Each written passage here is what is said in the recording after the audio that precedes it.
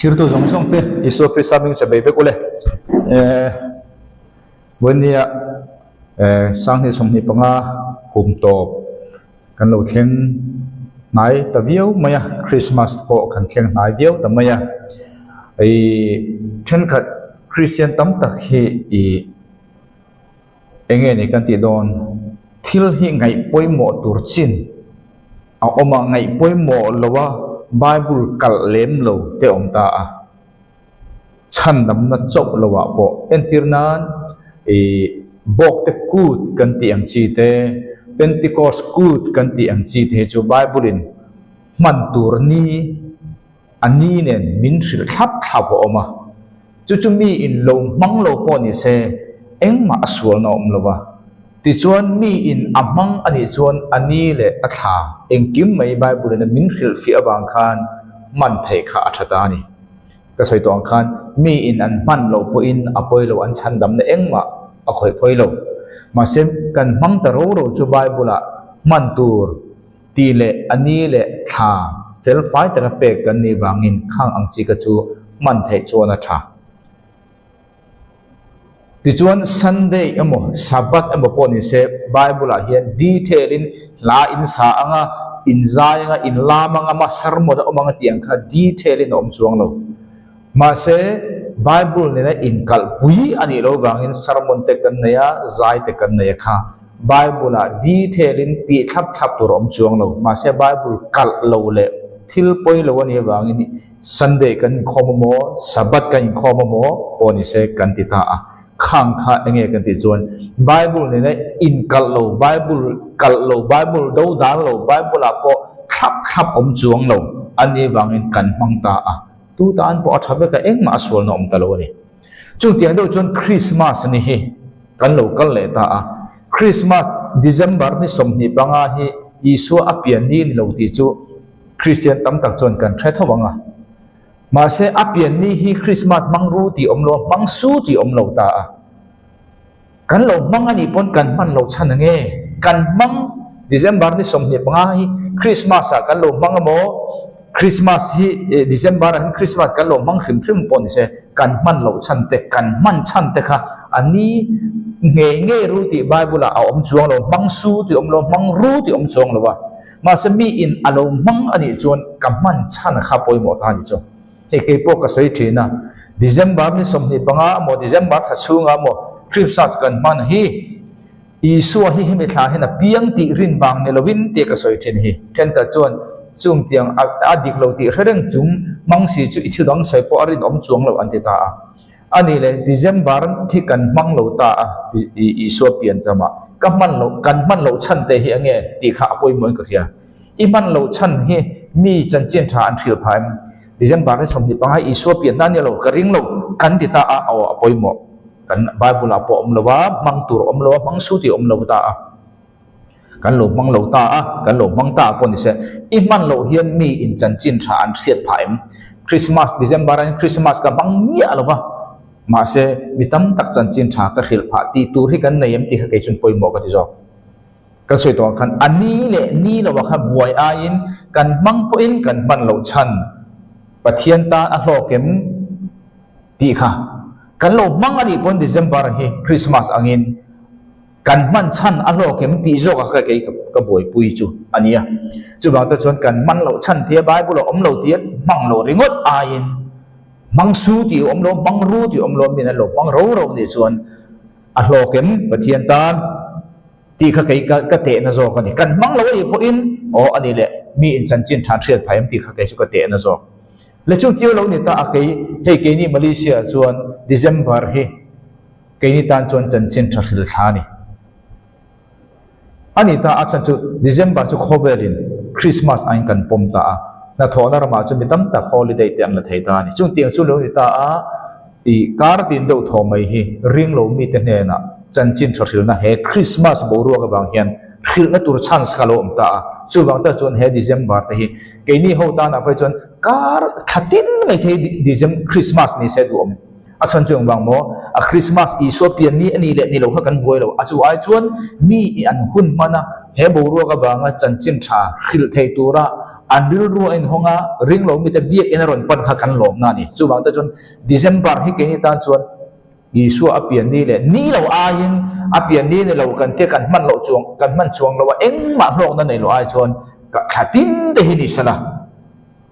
ring lo mi tam ta lo kal sala Isu Christ gospel kan khel hi chu ke ni tan chuan kan man chana ti kha voini kan soi du chu atel bok ta chu da chuan voini chuan Isu khovel local chan ti hi voini chuan December tha te lo ni boka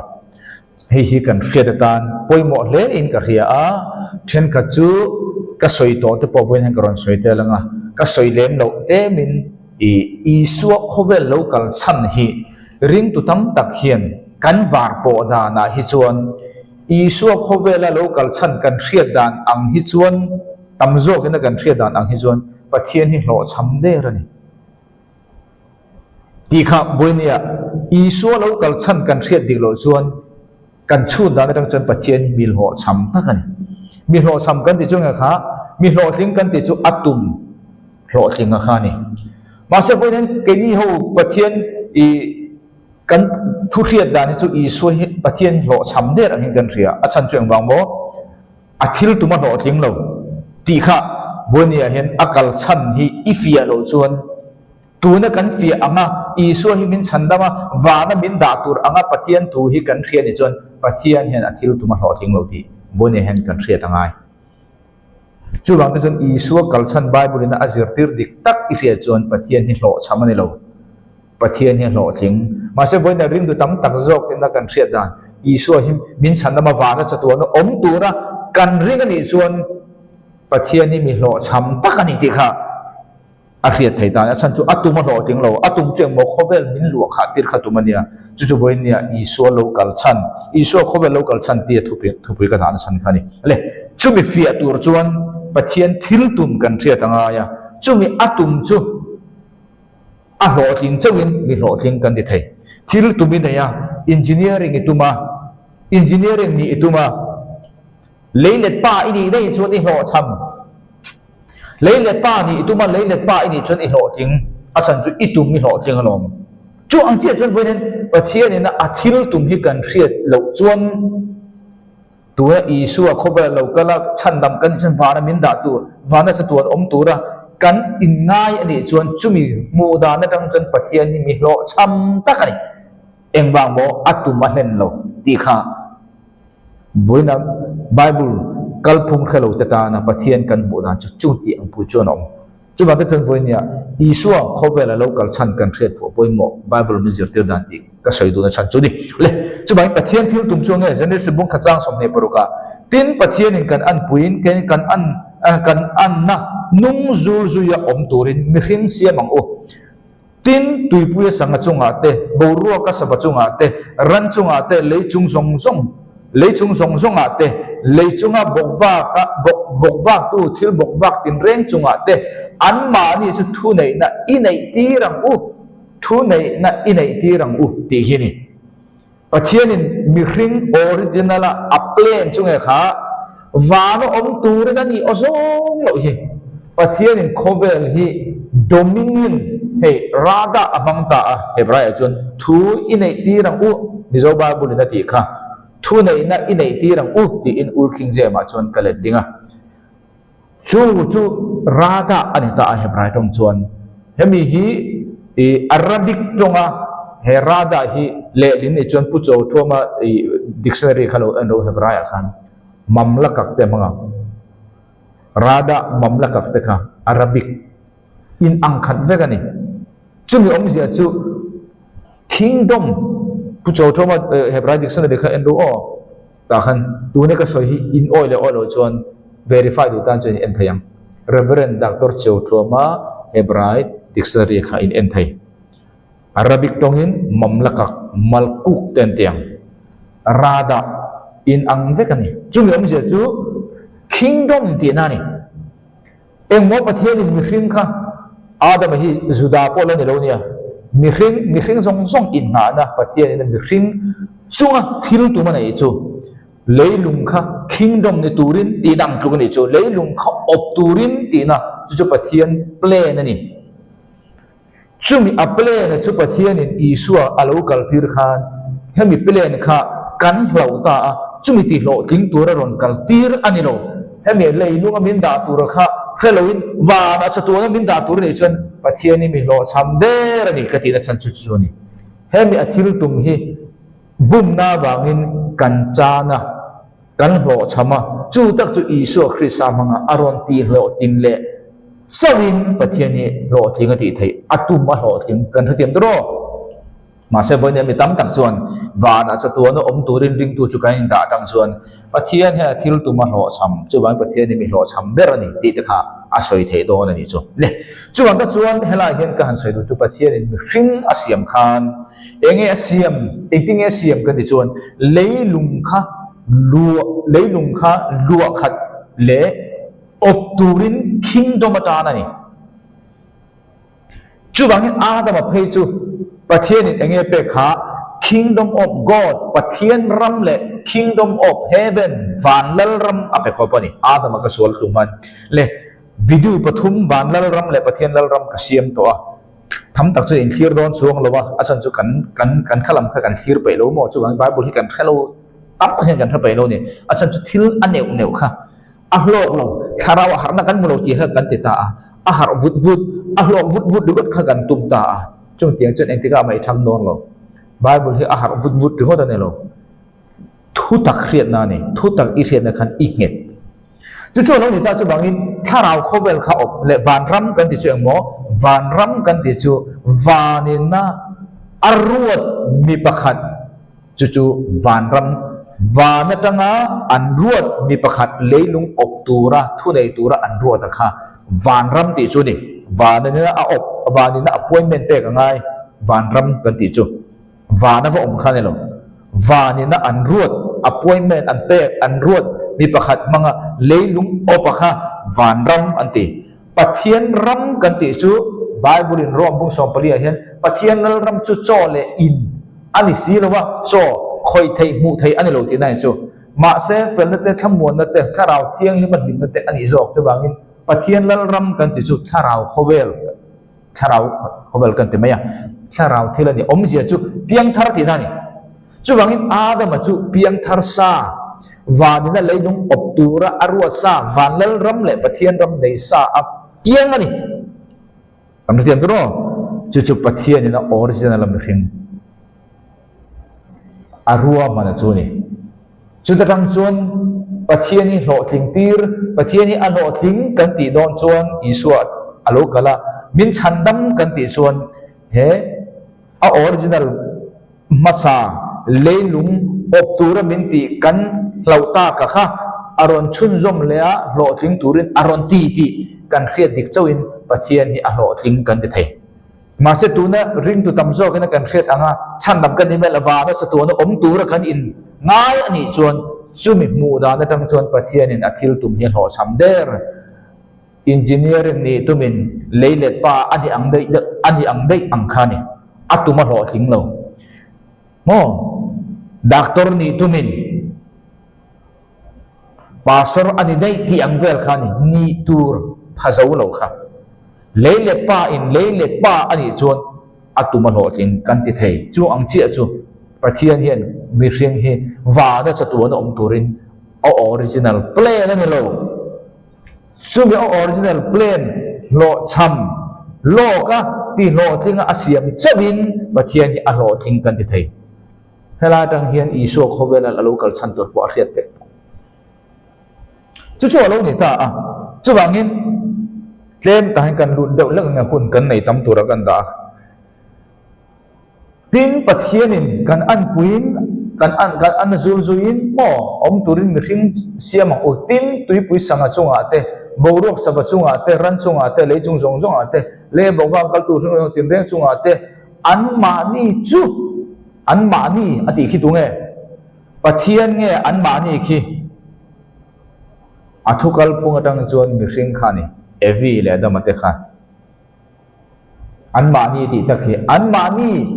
chungleng saba chunga leilung optura thu nei na pathian in a pe ka hi pathian ani lo pathian in mi hring tharau le taksanei ko ba kha thu nei na pe ni Pathian na khachu tharau nia ama inna dana siam chunga khan leilunga thuneina nei turjinga ama pathian potel phalo mase ani chu van te khilal pa van ania leilung ero hi chum khing fa te peni sam number za som panga chang som proga ni in kriya asoi kha leilung hi khing fa te min pe van ro chulal pa ta ni chu leilung khing fa te ne dan asiam chu tharau le taksa inei khop chu angai o leilunga thuneina likana chevela ki tur chuan chuwang ta chuan ramhuai hian ramhuai ani mai mai legal in han tok thaile nem ramhuai in mi hring taksa abo eng taksa abo an lua an control thang thei chi hin in hal thaya mi athat thei khati aram huai tharau ma khache legal an lo chuwang ta chuan legal ani turin taksa anomo kan thati to chu chu lo ni ta chuwang eden huana khan legal ani tur chuan thei ei lo tur ei tir tura mi hring ta ne na nor tu mo khem tu tura mo tang chuan enge ngai kha rule body nei kha setana tharau rule body nei chua khan lutin mi hring kha ei lo tur ei tir turin a khem thei pathian dan hun chunga tangin an mani ti chu emo mi hring chung ni kha pathian ani lo mi hring kan ti chu tharau le taksa nei kop spirit le body anei kop tharau khovel dor theya khov taksa khovel mu thei khoi thei taksa nei ba ador kop thei khami pani nei khop khangai pathian chu tharau khovel dor theya mi hring khovel kha dor thei lo setana chu tharau khop ania taksa anei lo chuan tharau khovel dor theya mi hring ador thei lo mi hring dor thei tur chuan legal pathian ina dan asiam chunga tanga body physical taksa khoi thei mu thei body nei ngai ta chuta chuan rule body rule khatam tak saidan rule tak tang meno alem te engpon ni se rule atia khan ring thopang rule kha pathian engpo mang lom chau a po manga anomi chu mang chuan pathia selen khan mi hring kha ador thei da chian pathian chuan evi le da mata kha atir chuan tharau ani ta dawang pathian in adam ta kha tharau le tharau ne dor thei mase seten chu enge ni kha le pe tha ka ne ta a evi adam ta kha pathian ne tharau indor ani wangin engtika ma tharau in ma dor se a ne don lo mase ti sa in ador ngai ta chan chu mit chak na ti sa chak na mo seten technique pathum om ta mit chak na thei ti chuan enge ni le kha ti sa chak na ti sa ti chuan enge ni om le kha mit chak na ti sa chak na chapo na khang zong kha ti sa mase pathian chuan evi da da kha tharau an dor ador thata chuan dan kha dang chuan seten khan dor sala ro samsa mase ti sa a in sia marul ba di mang da khan ti sa ina ba dora lo thing ta zui ani khatro engpon se atu dan kha khalam kha soitam dia ko tumlo I ti sa ne tharau kha ka soi khia du ber chuni ole chu rang chuan akal phung kan thret kan ring chuan ta chun thei chun ei ta thei chun ei ta enge pathian pe kha thu nei na leilung hi thu in ei ti ram uti khani chu bang mi khingin ei lo tur kan ei ni khan van nge kan chan lei mi then khatam tak pathian thu kan mu dan chuan evi le da pathian van hi chan ang in kan ngaya van kan ti kha kan thriat dan van chatuan nun na van om tur anga chan ang hen kan ngai van kan chan lo van om tur siam po kan ne lo lei om tur siam kan ni lei lom kan chan lei khalom thu nei na min pe chu ni kan chan dei chu wang ta chu kan chan na ta ka chu pathian in miron pe kirle chawin pathian na tho hin ro ting kan ti theya ke ni chu kan pathian thu hi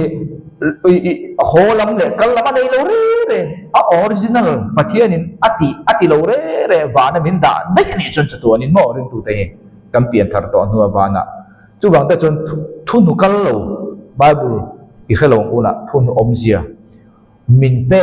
kan lau ta ka hi min pe kirle chawin pathian hian Calvary cross an tho hi a lo tinga ti thei chu chu lo ni ta chu ban kan cha na hi wa na om tur siam kan ni lo wangin leya om tur siam kan ni wangin chu lei op na chu kan chan ta zo kolom kan cha na chu van ram kan chan pathian ne indoor theina pathian ne indoor theina kan chan van lal ram kan chan bok pathian ram kan chan bok ani mi ring kha eden huana khan chu kan fiat thei ka be sei chu wa ta chon pathian in rule ne la khan an thluk ni chi khan Genesis bung thum chang som panga chon tin nang le mai chen kara le ichi le achi si tani chi in kara in hal na kala anga chumi chun ilu ala vaso panga mai che chi ya lo piang chun ilu la vaso pang ha mai che chen chi nei mi lo ti kha kan thata ma se Bible chun mai che in chi aron soi ta thau ta Bible adik lo niang lo ti mai kha adik lo mo ken chu Bible he a khalo ni tu kan ngai tha e Bible chi lei nem Bible Adaman a hringa kan ti khan mai mi pa in a hring thelo re re kan ti nang le ke ai thai dei zo ko ma se an da chon da ang khan da mai tu ke ni na adik lawang an hringai lo ti i lo ti khan ne lo ba mai che in chi nei ti chun chi nei lo ti he mai tu khan ni Bible mo kha khan ni ta chu bangin mai che atanga lo piang chi chuan rule lu ava so panga nangin rula itha atang lo piangin ake artui iva so pang ti kha pathian in mi hring an tluk nia athu tiam chuni promise khane ha chudang chuan meichia virgin meichia chun chien nei lo kan thathawa virgin atangin isu alo piang don ti chu boine nang le ke chuan hemi thu tang hian kan mulok sa thai ni chutro ka kha lo ni ta chu bangin mi tam tak chuan nang le mei che in kara le ichi le achi in kara in halna kada anga chumi chon ilu la ba so panga nangin ake artu ila ba so pang ati e hi Calvary cross ya isu hian ati lo thenga mo kan ti hi mo ati lo ting teu lo hi Calvary cross ya isu ti lo ting chu diabolan ha tho ti bo dal chawani a diabol hela ti bo dal azong lo ve ni thang diabol cho lalal mampa alalal mampa ngani kum sang lal ram zo a chia he ei hi a lo ting don tu na ya na lo ting lo ne chu bai me tam takin tu na hen i soi kho ve la lal ber mo kan tia e khai kan thum hu dan teben a tle u de lal ber ni theina chu anei to ma se legalin lal ber la ne lo Calvary cross kan lal ber ni tu at man te ngai so perfecto Donald Trump ha ka soi thina sang ni le som ni pali khan kan vote America mi puiten a thing dei to ta khan ma se la ni suang he nem president la ni suang he nem sang ni som ni panga February tha chaw lom la ni chu ti ang deu chuan isu khan Calvary cross khan lal ni the tur jong jong til tur jong jong atifel vecto ma se chu mi wangin lal anani ti na ni suang lo second coming a chaw la ni don tu na chon pui thiam lal ber anin wala thu ole chu bangin hemi thu ti am kha sa ta chu bangin khovela isua alokal masaka kha enge ani kan ti chuan zo hana le ka ton pakhat na bungthum changre anga chuan anni sual ti tu chu dia bola tangin ania dia bola chu tan na atang renga asola wangin hemi chan tak awang hian pathian fapa chu mu tang thai anita ani chuan dia bola na thote ati boral thai nan ti in kan zo babul le ne chon pathian fapa local chan chu diabol an tho te boral thainan ti kha kha ni chu bang isu khobela local masak chana kha setan bo sok turin ala ni lo mimal tina setan na tho te ti boral thaina jok tur ta na ni cross ya khan eden huwa kan chan jong jong min ru le the tura tur jong jong ron tho na ve khani ma se chu mi wangin legalin aron la thainga lo chan chu lal angin zuda hoin an treat tat lo wangin ti tur jong jong ti thaima ti zo to ma se lal legal in ala ni thaino zuda hoin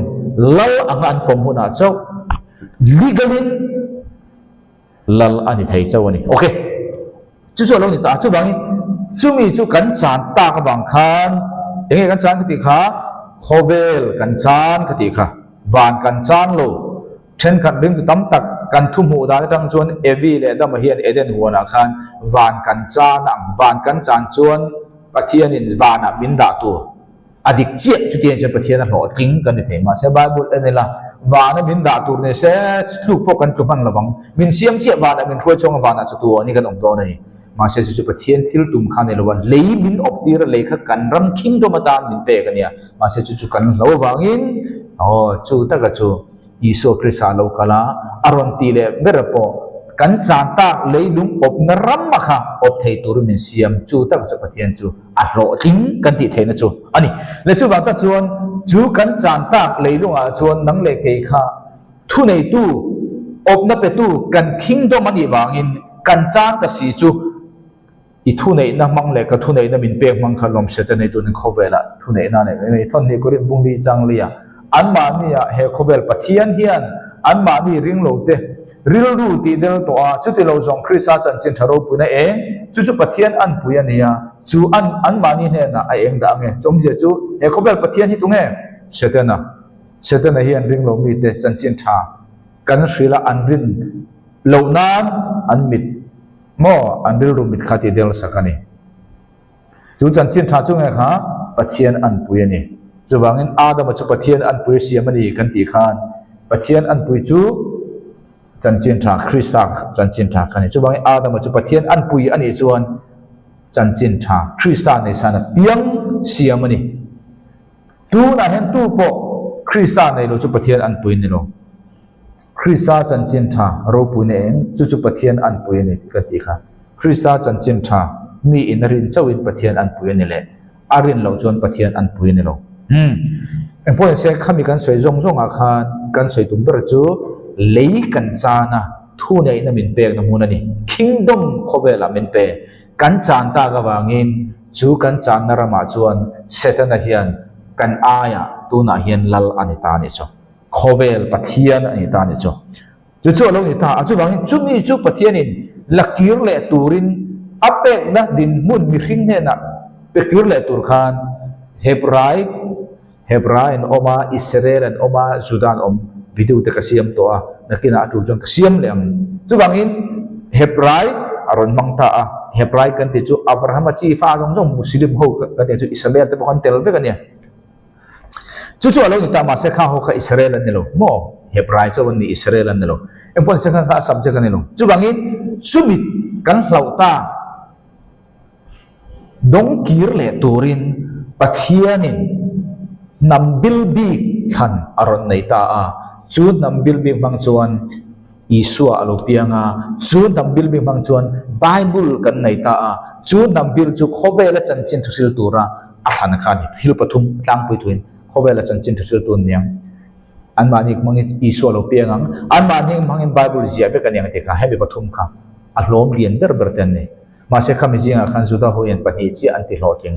tu na chuan Isua piang Bible bu som rok ajak to ne khobela chanchin thasil tun na nilo engwang mo Isua khamesian no lawangin nakina chuan kumsangal rama chuan chanchin thasil tun nya engpone se sumia tan chon pathianin Abraham kha tlang ta a bung som pania chu da chon Abraham chu pathianin thil pathum atiam ta a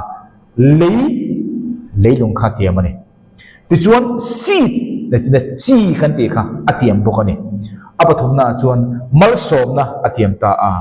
taksamal som na juda nam chau tharau mal som na juda nam ba ka khovel tam zong tharau mal som na chu huam chu atiam ta a mo Abraham khaina khan chu bangin juda ho tan chuan an bul chu Abraham ani juda ho tan khovel zong tan kan bul ro chu Adam ani kha kan se ta ka na kina ma thai ka ron se ron kan se fe hen nan chu alo ni ta a chu wang ta chuan chu bi pathian in na ram atiam chuan ram alo ni chuan lal nei anga ya dan le hrei ane ngai ta a chu mi lal tur ta na chuan pathian in nam bil aron thang ta juda chu chuan ram ten kor sor khar tur chuan bosian mangin da na peta a chu voi ne hian engma ni khor khalawin Bible om rongot kha kan ngai poi mo ni tu kha Israel ho tan ram apek Israel ho tan apek lal apek te anzom tur ram in sor khara tura dan le dun mo sia banga pek ta mo ne eni ko khane eng mani ko la kan lo pom soi verin mo ta kan ta tur mo chumi wangin dan so mi zong zong kha kan no la ni suang lawa kan no lo tia wanga pom de kan ni suang lo pom tia wanga i ati ka di don ne kan pom lo tia wanga no la ni suang lawa mo July chu kan thia tanga ya mo sia dan som mo sia dan ka kan ta min pelo kan ti wangin ani chon kan ti poi lo ni ti kha ri ro om zel ta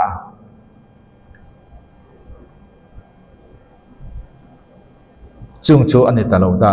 zandar som pani thleng meng hi katan chona poi lo ti wanga som pani thleng meng nge tur kha ni song lo wa a poi lo thu kha kan soi ang deuh chia khan mo sia dan chu israel kan pe kani chumi om je chu ke ni hen i bo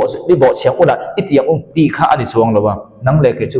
kan chia le chasian na dan pe ole khalam po kha soi tam chuan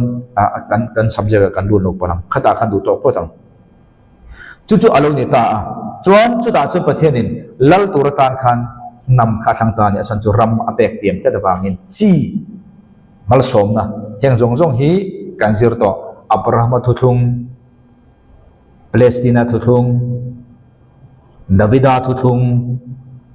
te chon thuthung thar ka ti zong zong kha heng zong zong ka di khamo chuan khan tiang te kan zir khan bible hi hrian na ko nga min ti het mu mala nei tir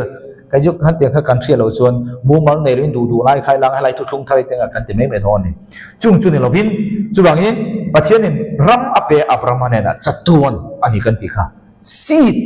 Davidan aron tì họ tiếng mal som na thu thung thar tì kha kan zir to thu thung kan zir to khan le chú đã chuan bắt chuyện này ram ape to chuan abraham này na chú mi ram op tu tur lal chu ngai ta mo seed kan tì kha chi le a chi in kara in huan na ka sia manga ilu la thi thingang tiang che khan chi pathianin a chuan aron ruat ta a ruai tu tur lal mo chu da chuan tu nge ruat kan ti chuan Israel nam som pani pan ti khom ta chu da jing a chuan juda kharon ruat ta ni Genesis bung somli pakwa chang som lal tiang chu juda laka abo lawanga rorel tu tiang chu ake kar ata abo hek lawang silova local malo chuan nam tinin ama thu an oyang tunge lal turatan pathian ruat kha juda kha benjamin kha ne lo juda kha chubangin juda kha lal tura ruat ani ta a engwang juda hilal tura ruat ani pathian in tu sakbi ta nei lo engwang lal tura arwa bing juda hian apa zakopa lungan mel mudulo anaw Josepha thadu lo tu thinlung pakhatna apatina Benjamina Josepha lal anga omlaya apwar be lai po kai kanaw a hian kema himin por pe zoro chutelo chen kapa hi athimayang tia apa lungai le apa ril rom du lo thinlung nei tu juda hi pathianin lal tiang pe chiane chu lo ni ta chu da chuan juda chu lal tur lo ni ta ram pathianina ape khuna abraham ne na chon athu ina pe mase anlalu alo mo anlalu alo wa ti chuan ai kopta salanta nga anhuwa chon an lu ata chawani kha kan thiam doro anhuwa chon an lu ata chawani kha chu ta chuan lal tura ape lal tura juda than to kha juda khan video pak da ka soito fa anaya afa te pani kha tamari pasalan niya anthi ve ti bang to zongin chu ta chuan ano pangber po khan anei le chuan ano pangber ka te apa thuna khan anei le chuan siwa nge min kha anei le chuan athi mai kha juda khana lawa tamari nei le tu kha phal talawani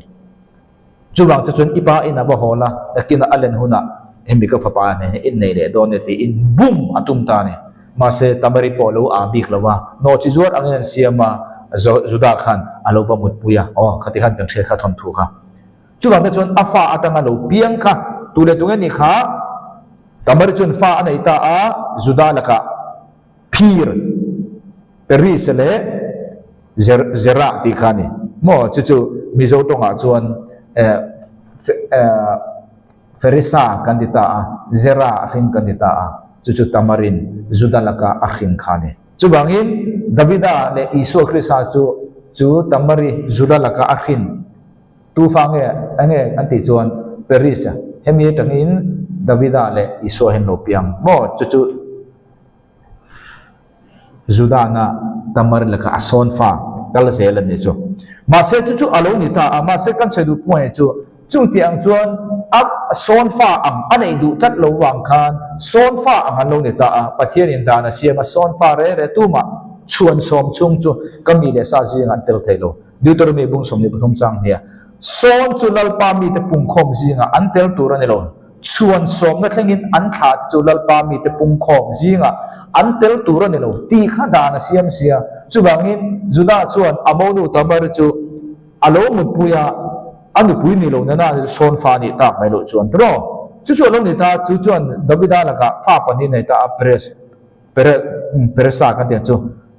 anua Juda ka ti Davida le Isu lo pian na tha ma ni chu lo ni ta ma se chuan som chung ka Israel fa ni thailo chu bangin ai kop ta nen chua ka an ma ni rama zo so mun kai ruai na an van lu a lai khan rorel tu te hun ania ma se lal andil kat sia lal andil lai khan chuan som kha ala full lo chuan som chu full to don ma se chuan som azo lal ni tang ber Juda tha tanga lal ni tang ber pathian ina at ruat le at ana chu Davida khani ha van ram kan chu pathian na ruat angai kan te kha ke bani du ruat kha thailo van ram kan chu pathian ina ami pakhat ruat manga leilung ob khani chu bangin van ram pathian din do na Davida mangin ke ni wa than kha thailo pathian ina thana ngai van lam thana ngai sumi tur Davida la kha ala no pang sia ma semi puila khan lalan dil to si chu Juda tha ami kha tu ma lalan ni thailo chan chu Juda tha kha chu chuan som chung khar ke bani son fa re mita om chun chu Davida ma se chu ala no pang si pathian miruat chu bangin Benjamin tha solan amman pa tha khani kan thi dem to akal phung kha ti chuan ato pa chon pathian du danin Davida chu la lo ta kan tiang chu kha kha Bible nan rom proof vek to kha chu lo ni ta chu ta chun Davida he la chuan lal alu nu heu khan Davida he la pathian thu tiam ta Samuel pani na bung seri chang som pania ini akina ithi huna ipu te he na imut hun chuan inwa itha ichi ti na irila ra tur chu katung tinga nga aram chu ka tingatam Davida nakina nang po chatuan mi ni thalo wangi ithi ve nge nga ya ma se ilakatanga itisena tanga piang ichi moi rila ra chu katung tinga nga aram a kingdom khober mu thai kingdom kha katung tingang ani chuan kaminga ta in sanga tunge kan thia theu kha Salomona lomi hemi Bible chuna sum asoi tum chake Salomona temple satu chu Salomona ni ta tin aram lal tu thung chu kumkhwa atan ka tingetang Davida ne na athung chu ni ma se Davida fapa in satu chu nang le ke tu na ang tan Salomona ni ti kan thia chu alal thu thleng ka pathian tinga ti kha kumkhwa in ka tingetang ti kha ni chu bang chun ram kha chu kumkhwa ni ti khen ton lal ram kingdom ka ti throne lal thu thleng a hi chu bang tak chuan hemi hi ti ho ting tur chuan Davida thang tha atanga local tur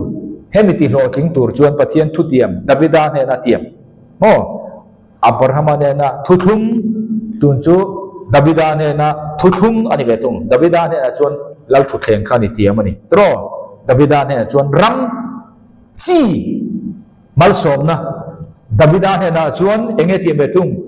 kingdom le throne lal ram kingdom le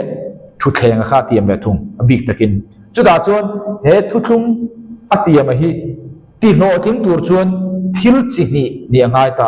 pakhanna chuan thisen zong in Davida tanga chikha ani ngai apahina chuan Davida lal thu thleng thu ni angai khami pani kha anni chawin he thu thung hian ho thing thei chu tang chuan Isu hi Davida thang khatang alukal nge ngai ki kha fi ta ni chu achan chu Davida ne na khan lal thu thleng ka tiama kumkhwa ta na nia hemi ti ho ting tur chuan Davida thisen zong Davida tha ni ngai thu thleng zong in Davida thu thleng thu ta ngai chu bangi isu hi lokalin davida thu thleng aron thu miat lo sela e tu thungi lo chamber ni isu hi la thu thlenga lo thu in davida chi ni lo sela isu hi e tu thung hi ti lo ting thei mi alo ni chu bangi isu kha he tha atanga lokal khan he mi pan hi aron ti lo ting nge ngai he davida he na pathian na athu thung chatuan kum khuwa ta na ti hi tisen zongin davida si tha tangin yang thu thleng zongin davida thu thleng khan yang chu bang ta chuan kan bible share tura chuan aron thia don ta hela hian bible pahni in kal angalang khom don ta ni achan chu pathianin hela kan thu thung asiama pahni ati ho thing tur tisen zong le davida tha ni na zongin davida lal thu thleng thu he mi pahni ti lo thing tur khan Josepha le mare aron mang ti chu kan retheu ta atuna chuan Josepha chu lal thu thleng ani na tur tanga mathaya na aron chuidan khani Josepha ti chuan mare chu thisen zonga isu hi davida tha ani na ron chuina ni le chu mai kan thiat ve ve tur chu isu chu pathian ne tu chi ma te lo ti kan thre sa o kha chu bang ta chu na thisen chi ka ti bang khan thisen tel mi kan ti palange isu chu pathian ne tharau thiang ni manga piang ani tu chi ma mi pachi tel lo ti ka chu kan thria ma se pathian hian them thiam takin he mi pani thu thung ti lo hin na turatan mi hring lama tanga ngai po lalram lalchi le thisen zonga po isu hi thisen chi ti anga chui thei tura aron soina kha kan chui mai mai chawania chu bangin ma ri ti sana tel ti tiang jong khan in ngai lo la isu kha chom ila katangin mai chela katang lo piang chi ti kha kan soi to kha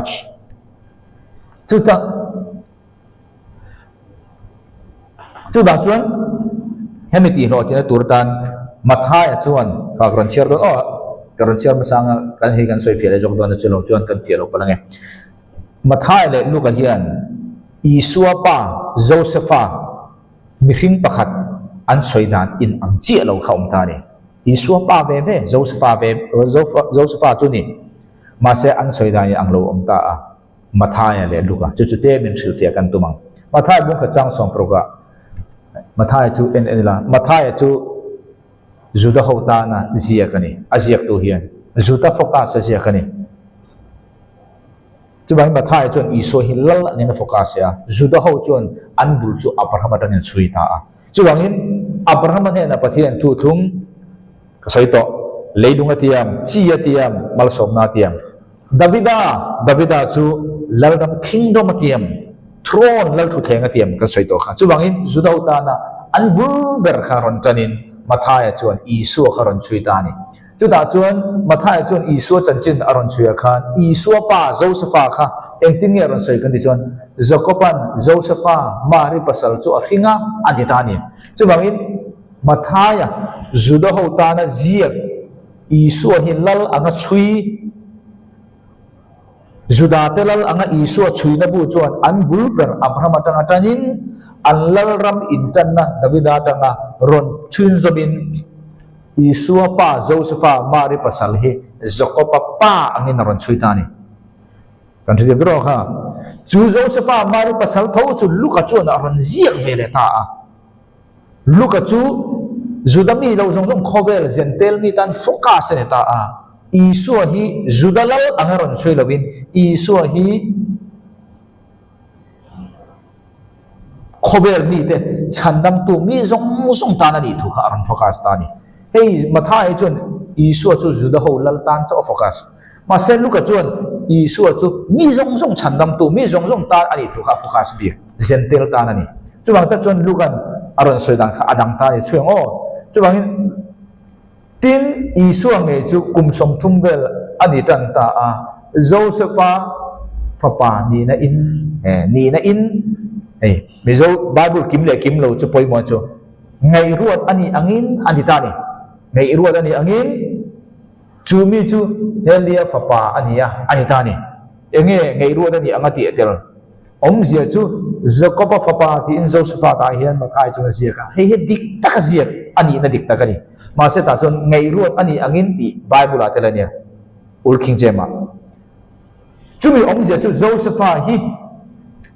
Josepha fapani na in mo Josepha fapani na in chumi chu Helia fapa ania antile de ni chu Jacob fapa ani to lo ta chon Helia fapa ni dei Josepha hi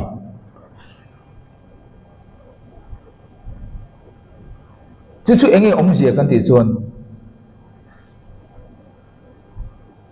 Josepha kha angai ma se apa ta hen ang to lo khi đã chun Helia ni dei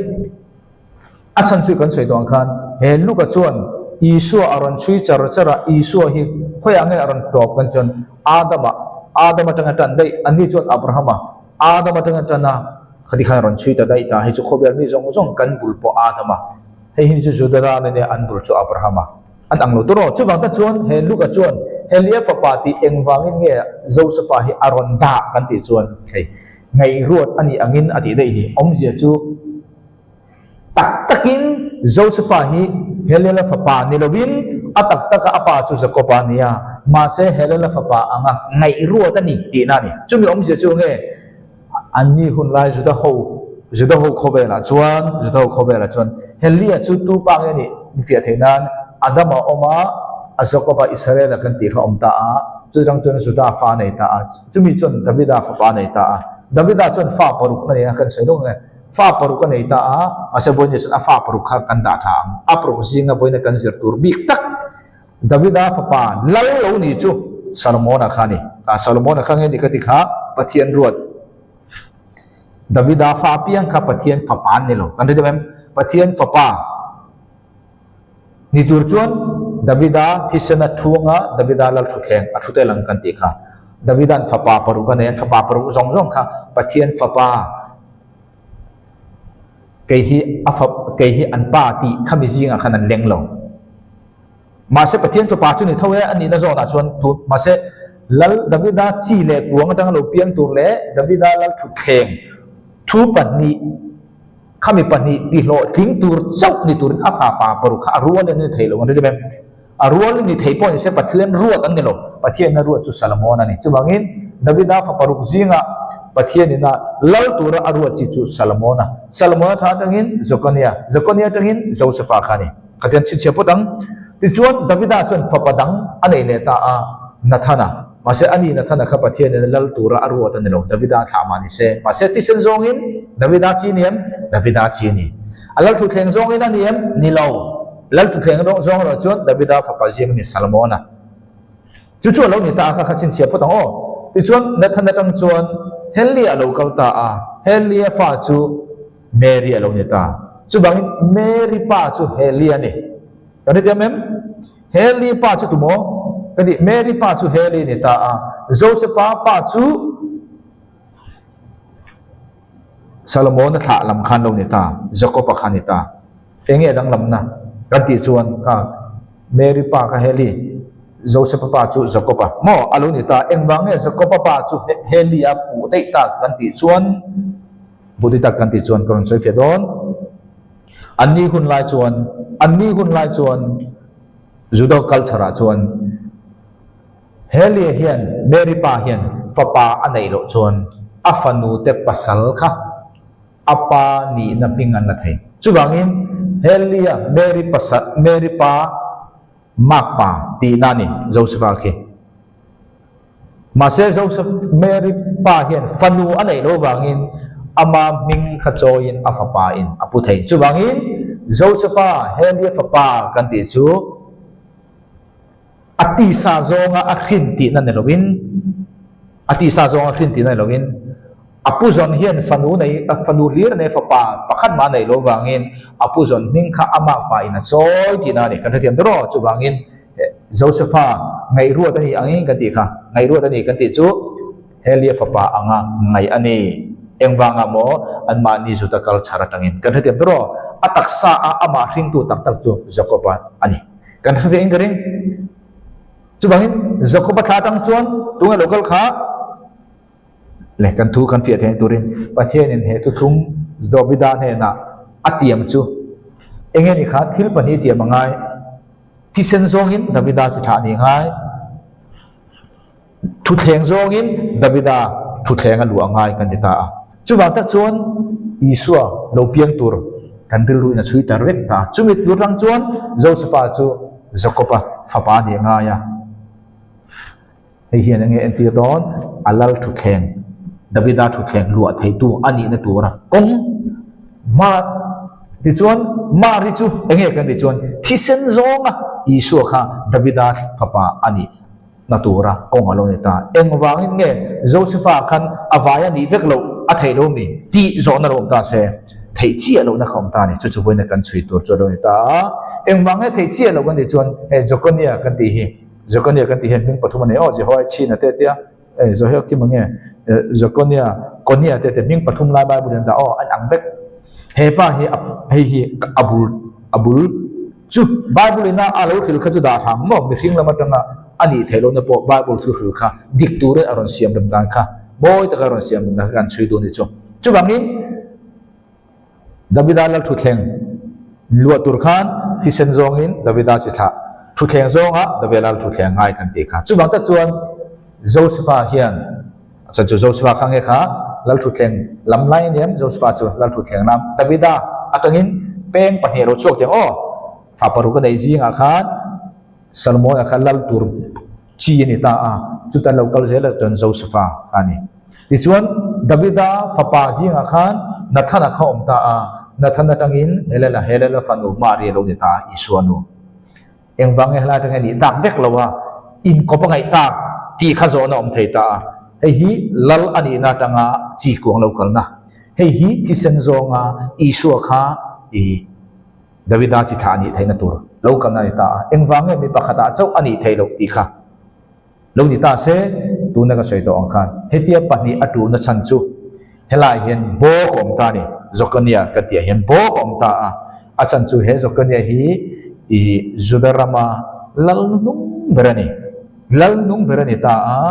chu da chuan mi pui ta kha million beturin le pathiana hel tura ati awangin pathianin BC zaruk le palivel bor khan Babylon sala ahruai ta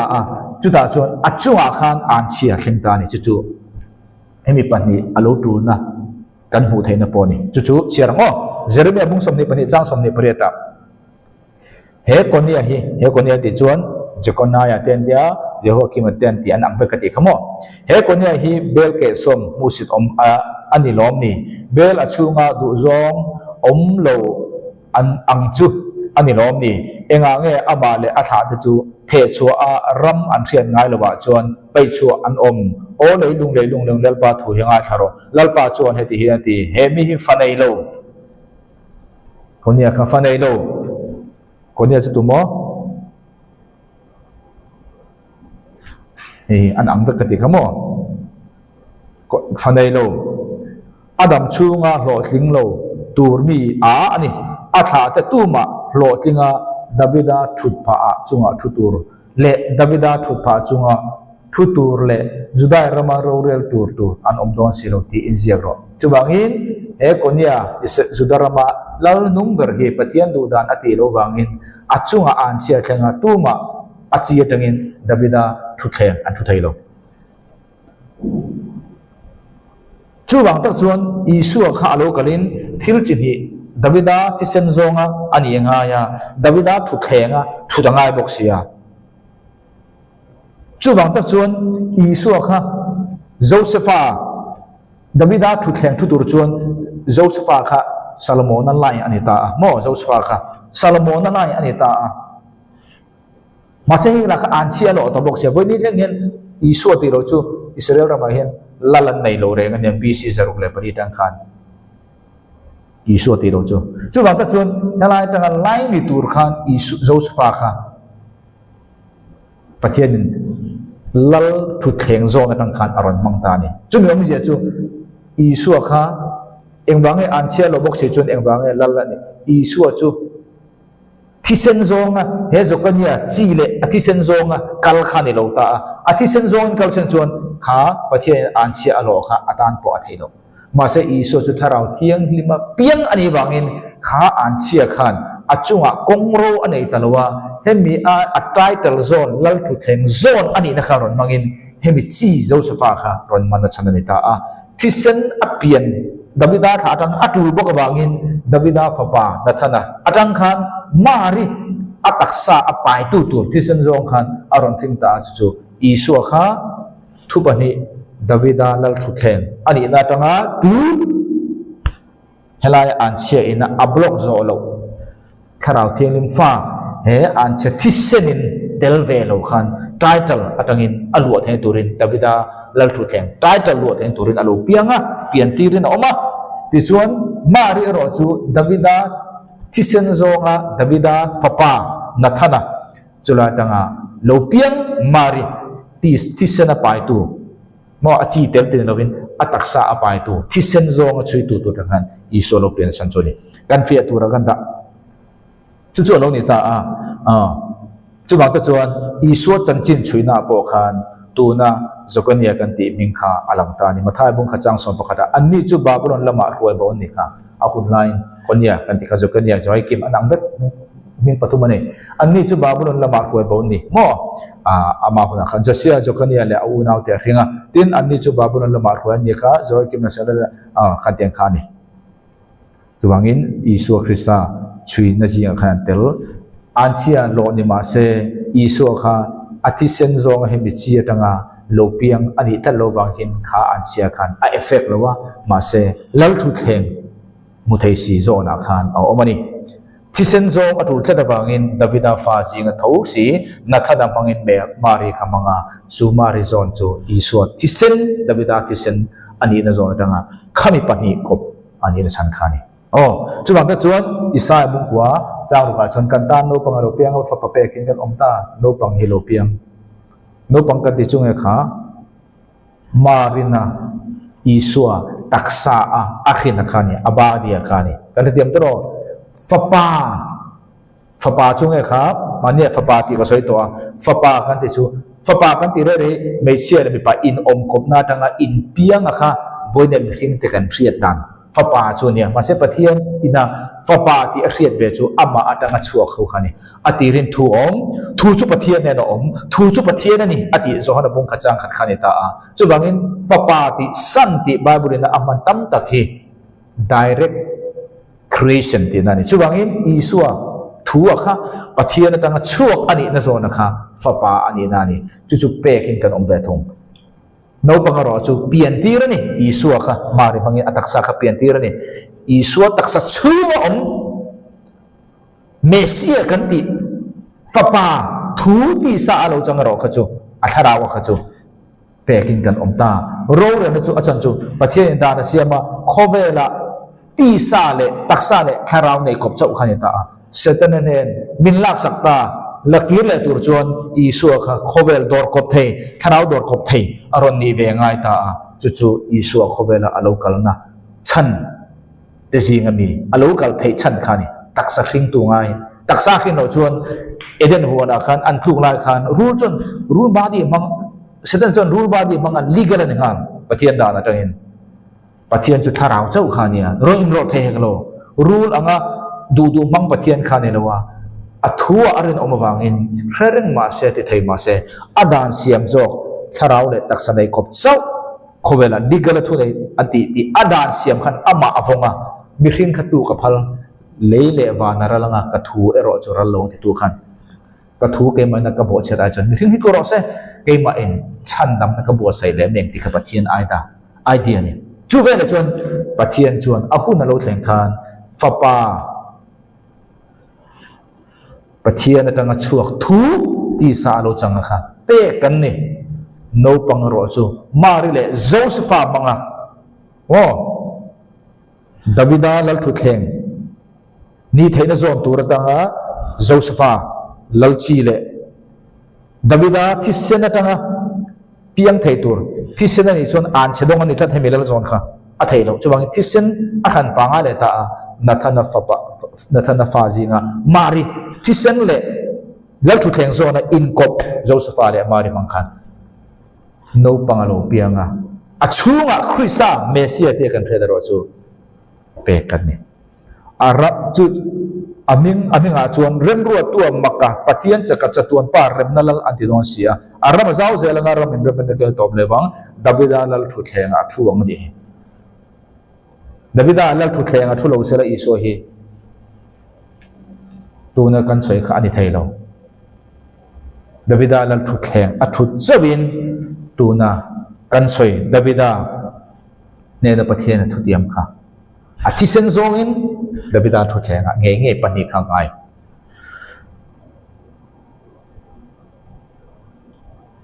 chawangin taksa mari le Josepha mangin piang Josepha tha tangin dal thu thenga thu achunga tharau Mesia Christa pathian fapa thu ti salo changkha ombok kadidon nge tharawa khamo Krista kha ataksa chu mihringa piang thei achunga tharau kha mihringa tanga piang thei ne no pathian min pe kani le chu lo ni ta a chuwangin isu khobela local khan enge ni ta kha lukabung khachang som tum pani ani chu miro pui alani nga chungdung bera fapa tia ko aniang tin lalpa pathian ne anhe na apa davida a lal thu thleng chu pe chuwangin isu chu Davida chitha Mari atangin tisen zonga chitha Josepha Salomona lalchi in tha thong atanga lal thu thleng chui pani in kop chia chuan fapa ni na kha fapa ni tur chuan kanunga video ko saito iso hi khovela fapa angin alo piang kan te hi tharawin fapa ni masazo atirin thuom thu chu pathian ne nom ti ka soi fia to kha direct ka siam ti na ni fapa ti chu chuwang isu kha thu ni pathian ne nom atirin pathian ne bo wase pathian an tong chia kha thu ni ta atirin thuom thu chu pathian ne nom thu chu pathian ni chu thu chu mi ring kan pluk chiat chia ei lo tur kan ei khan kan lo setang che in pathian in ti sa aron changtira mari mangin tisen Davida tha tisen entir da Josepha lal Salomona lal chi entir mangin taksa in aron peta a chuwele achunga Krista kanti pathian fapa tharau ka ta chuwangin sumi chu pathian fapa tharau ni to sa renga chu Davida tisen le Davida lal thu thleng khowela alo kal tang chi khan pathian fapa tia avoi ni na ko non na ni Davida fapa tisen angle Davida thu thleng thu lo po in tharawa chon pathian fapa ani to sa reng ma se khowela pathian fapa tia ko alo ni re na chan a step ni na chu Davida chitha le Davida lal thu thleng a thut ba ka video ta siam to mo trinity le tharau thiam chun cha kan chu bang ta chuan chu mi bang ta chuan heta hian chronicle pakhat na bung som pasere kan ti chuan apa kan hianga ani chu ka fapa ani ang ka za ngai na ima a mi kalak bo kha ani zong kalak sak bo lawang ti kha ai tai Davida ne na pathian ne tiam Davida nang i thi do na i thi huna chuan keima mi ruat i fapa in min la sanga kan thret tan chuan Salomon ani ti kan thret theu to khamo roi ni a chuan chu Salomon chu keima ruat ania ti chuan nangma thal be thi sila tang piang ani boka nangma lal thu thleng a thut boka wangin thil pathum pachian ruat Davida tisen zong piang Davida lal thu thleng a thu ani boka wangin apa kan yang ke apa kan yang father ani yang ti chuan ani chu ka fapa ani yang ti khani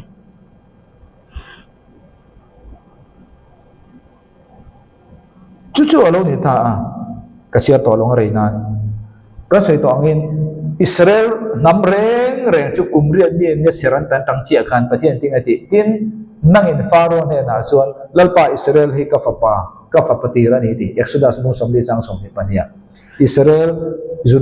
Israel mi kumriat an ya sertan to chu pathian fapani pakhanna pathian fapani to rim Solomon kha apalal thu thleng thulo ma se Davida tha ni lo ma se Israel mi ani na rim to khan e fapani na he chang to fapani na kha chang to rim ma se pathianin sumi pia lama asoi tak mai ka fapa anianga ke hi apa aniang ti chang tur ka chuan Davida ne na tiam chang tur chuan Davida tisen zonga chi tha le Davida lal thu thleng thu tangai voi ni pathian fapa ani angai ni chu tiang do che chon iso chu khove la local ma tang reng khan atirin thuam thu chu pathian ne om ti atang khan direct a pathian atanga chuak ani wangin pathian fapa ani to ma se chu chuk le ya voi ni pathian fapa lo e tur chon ravida chi tha le lavida thu thleng nga ya josepha le mari manga legala pathian dan chu atanga tharau le te taksa dei ko pa a local thina chan khani chu ve le sual man chu thina ni ti taksa thina manga a tharawin pathian setena he na thu ne na zong zong kha thina mo chabi mithi ko kol kong khar jan ngam long ti avlak thena chan kha khani chu chu along ni ta chu bang ta chuan isu chon hebrai bung khat chang som ania van tir ko te singa epon se sei to on ke chu ama lama chuan pa khanianga tin ani chu kai ma lama fa pa ania ei isuan aron ni theina chan chu hemi ani ma hian vana ani sa to ma se hemi hi pathian hi apa ania ama hi fapa ani thei chan chu davida thale davida chi thisen davida tha thisen zong le davida lal thu thleng a thut kom wang ani pathian ruat wa ka pathum mo chu chu long ita chu bang ka chia to long sa ma te tam tang om a sei do to chu bang isu khobela local khan enge ro ti kha vana chatuana min da tur na lovin nang le ke khowela kan cha na